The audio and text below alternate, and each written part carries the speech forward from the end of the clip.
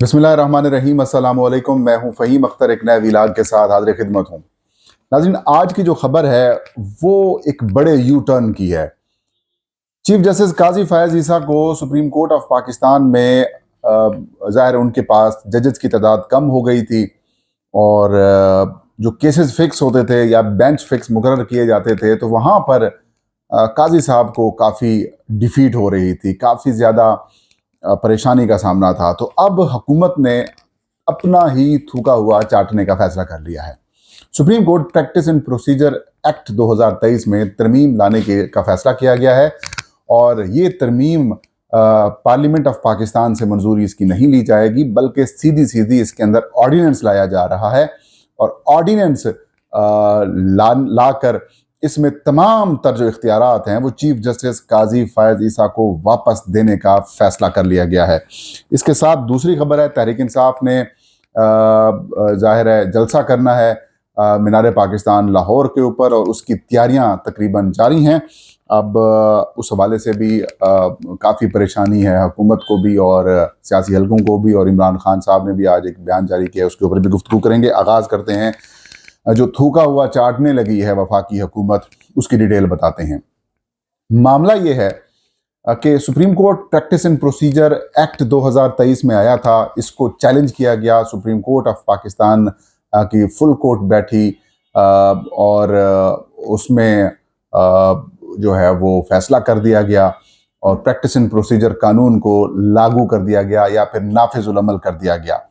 इस एक्ट के तहत हुकूमत ने बुलंद बांग किस्म के दावे किए, मुस्लिम लीग नून ने बुलंद बांग किस्म के दावे किए। सुप्रीम कोर्ट ऑफ पाकिस्तान के जो चीफ जस्टिस थे फ़ायज़ ईसा साहब, वो भी यही फरमा रहे थे कि हम जो इख्तियारात हैं वो चीफ जस्टिस ऑफ पाकिस्तान से निकाल कर ये तमाम तर जो इख्तियारात हैं वो 3 रुकनी जो कमेटी होगी प्रैक्टिस एंड प्रोसीजर एक्ट के तहत बनाई जाने वाली, उसको हम दे रहे हैं। इस कमेटी में सीनियर जो 2 मेंबर्स होंगे सुप्रीम कोर्ट के, वो शामिल होंगे और साथ में चीफ जस्टिस ऑफ पाकिस्तान जो हैं वो इसके मेंबर होंगे। पहले जो कमेटी थी जो आगाज में हुई थी उसमें चीफ जस्टिस काजी फ़ायज़ ईसा थे, जस्टिस सरदार तारिक मसूद साहब थे और जस्टिस इजाजुल एहसन थे।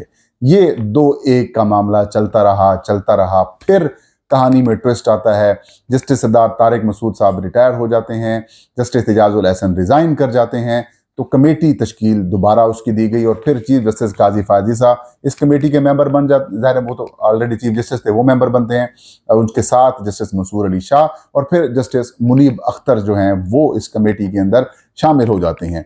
लेकिन हमने पहले देखा ट्रेंड्स आना शुरू हुए 2-1 के फिर भी, क्योंकि जस्टिस मंसूर और जस्टिस काजी फ़ायज़ ईसा ये दोनों एक पेज के ऊपर होते थे और जस्टिस मुनीब अख्तर जो हैं वो केसेस फिक्स करने से मुतालिक या दीगर जो मामलात होते थे वो उनसे थोड़ा सा इख्तलाफ करते थे।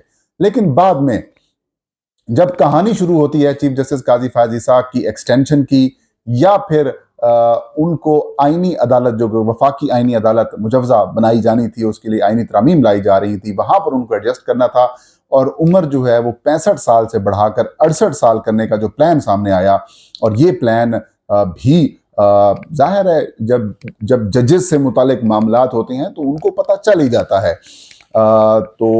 उसके बाद फिर तहरीक इंसाफ की मखसूस नशिस्तों से मुतालिक या फिर सुन्नी इत्तेहाद कौंसिल की मखसूस नशिस्तों से मुतालिक दरख्वास्त आती है और justice Mansoor Ali Shah, chief justice Qazi Faez Isa और बाकी फुल कोर्ट बनाने का फैसला कर देते हैं कि जो पेशावर हाई कोर्ट और इलेक्शन कमीशन के फैसलों के खिलाफ अपीलें आती हैं और वहां पर 8-5 से मखसूस नशिस्तें तहरीक इंसाफ को फराहम कर दी जाती हैं। इस एक फैसले ने मुस्लिम लीग नून को, हमारे ताकतवर हलकों को, पाकिस्तान पीपल्स पार्टी को और जो हमारे इक़्तिदार के ऐवान हैं उनके अंदर जलजला सा पैदा कर दिया, परेशानी पैदा कर दी और ये एक अप्रोच बन गई कि अब जो जस्टिस मंसूर अली शाह अगले चीफ जस्टिस ऑफ पाकिस्तान बनेंगे तो ये तहरीक इंसाफ के साथ चलेंगे या फिर ये मुस्लिम लीग नून की हुकूमत के खिलाफ हो सकता है।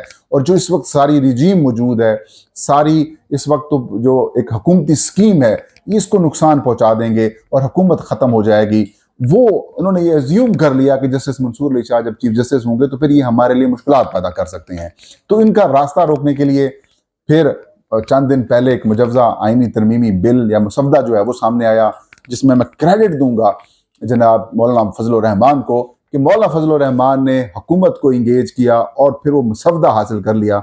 जैसे ही वो मुसवदा सामने आया तो बहुत सारे जो जमहूरी लबादा ओढ़े हुए थे, जो इंसानी हकूक की बातें करते थे, उन तमाम चेहरों से जो से मास्क उतरे और जो उनके अंदर का असलपन था वो सबके सामने जो है वो आया और वो लोग एक्सपोज हुए, जिनमें सबसे ज़्यादा पाकिस्तान पीपल्स पार्टी, उसके बाद वो तमाम तंजीमें जो अपने आप को इंसानी हकूक की बड़ी अलमबरदार समझती थी, जो जमहूरियत और आइन और पार्लिमान की बालादस्ती के ऊपर यकीन रखती थी, जो आज़ाद अदलिया हमेशा चाहती थी, उनके चेहरों के ऊपर से मास्क उतरा।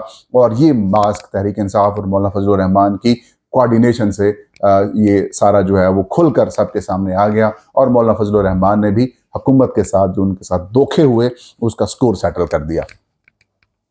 अब उन्होंने कहा कि यार ये तरमीम लाते हैं तो फिर जस्टिस मंसूर अली शाह जो हैं वो बस बेबस हो जाएंगे, उनके पास किसी किस्म की कोई पावर्स नहीं रह जाएंगी, कोई इख्तियार नहीं रह जाएगा। सुप्रीम कोर्ट जो है वो फिर एक आम सिविल कोर्ट की ही तरह से हो जाएगी। हाई कोर्ट्स के भी इख्तियारात ऑलमोस्ट ख़त्म कर दिए गए, क्योंकि बड़ी तकलीफ थी ना कि 2-3 जजेस के अलावा बाकी तो इनकी बात कोई नहीं मान रहा, बाकी तो इनके कहने के ऊपर चल ही नहीं रहा। उन्होंने कहा चलो 2 बड़ों को फिक्स कर लेते हैं और बस कहानी ख़त्म हो जाती है।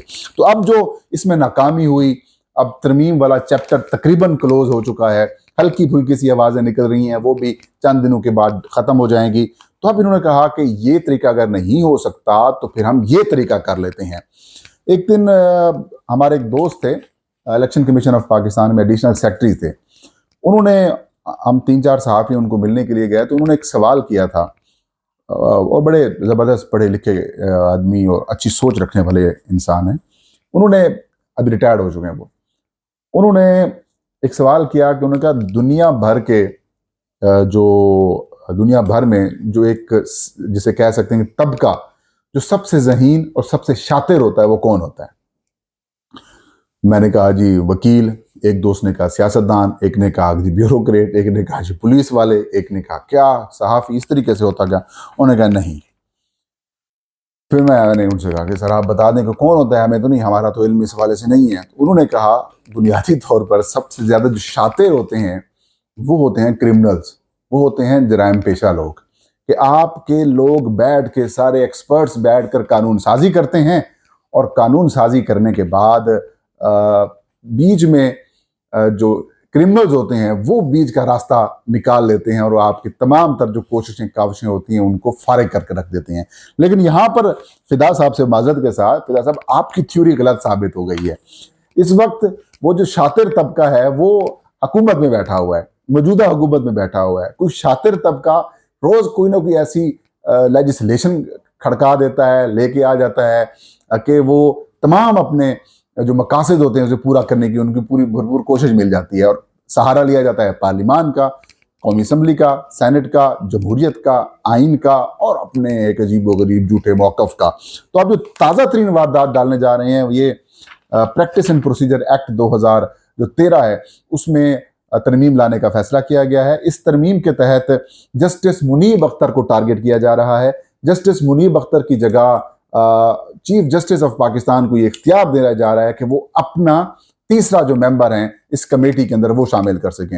ये बॉटम लाइन है कि अब जो तरमीम की जा रही है प्रैक्टिस एंड प्रोसीजर एक्ट की जो पहली शिक थी उसके अंदर तब्दील की जा रही है कि जितने भी मुकदमात, काज लिस्ट, अपीलें वगैरह जो भी आएंगी वो 3 रुकनी कमेटी ही देखेगी इस सारे मामले को। लेकिन उस कमेटी के अंदर चीफ जस्टिस, सीनियर मेंबर और तीसरा जो मेंबर होगा वो तीसरा सीनियर मेंबर नहीं होगा बल्कि वो जूनियर मेंबर भी हो सकता है और वो चॉइस दे दी गई है चीफ जस्टिस काजी फैज ईसा को। अब महीना 1.5 महीना रह गया जनाब फैज ईसा साहब आपका, आप क्यों मतलब ये कि जिनके बारे में कहते थे कि आप आएंगे इनकलाब आएगा, आप आएंगे आइन कानून जमहूरियत की बालादस्ती होगी, आप क्यों चीफ जस्टिस ऑफ पाकिस्तान की बजाय chief justice of Muslim League Noon का किरदार अदा कर रहे हैं? और ये तासुर बड़ी बदकिस्मती से अवाम में फैल चुका है या फिर फैल रहा है। तो खुदारा कुछ अपना भी आप जो हैं वो ख्याल करें। और इस ऑर्डिनेंस को लाने की बड़ी वजह क्या है आपके ज़हनों में सवाल हो रहा होगा। ज़ाहिर है मखसूस नशिस्तों से मुतालिक जनाब यहाँ नवाज शरीफ साहब की दरख्वास्त आई, पीपल्स पार्टी साहब की दरख्वास्त आई, इलेक्शन कमीशन की भी दरख्वास्त आई कि नज़र षानी मखसूस नशिस्तों के ऊपर की जाए।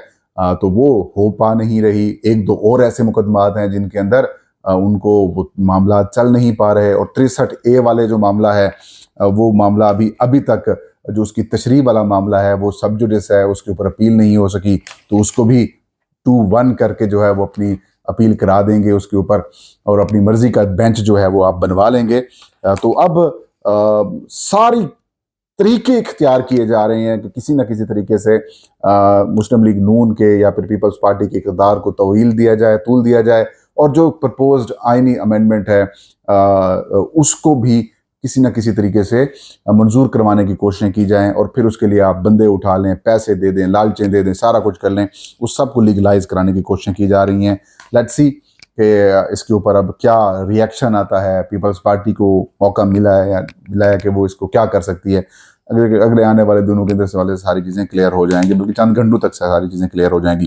दूसरी खबर है, तहरीक इंसाफ ने मीनार पाकिस्तान लाहौर के ऊपर जलसा करने का जो है वो फैसला किया था, और आज बानी PTI ने ये हिदायत भी दे दी हैं अपनी पार्टी को कि ये डू और डाई है और हमने हर हाल में जलसा करना है। इसकी तैयारियां शुरू की जा रही हैं, पंजाब हुकूमत की तरफ से रुकावटें डाली जा रही हैं, लेकिन देखते हैं मीनार पाकिस्तान के ऊपर तहरीक इंसाफ अब जलसा कर पाती है या नहीं कर पाती, क्योंकि इस्लामाबाद जलसे के बाद बड़े खौफनाक किस्म के नतायज हमने देखे। MNAs को गिरफ्तार कर लिया गया, पार्लियामेंट के ऊपर हमला कर दिया गया, तरह तरह की चीज़ें सामने आई।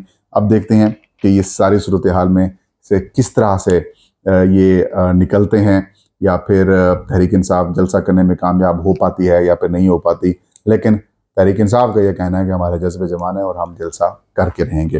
ये था आज का व्लॉग, मुझे इजाज़त दीजिए, अल्लाह हाफ़िज़।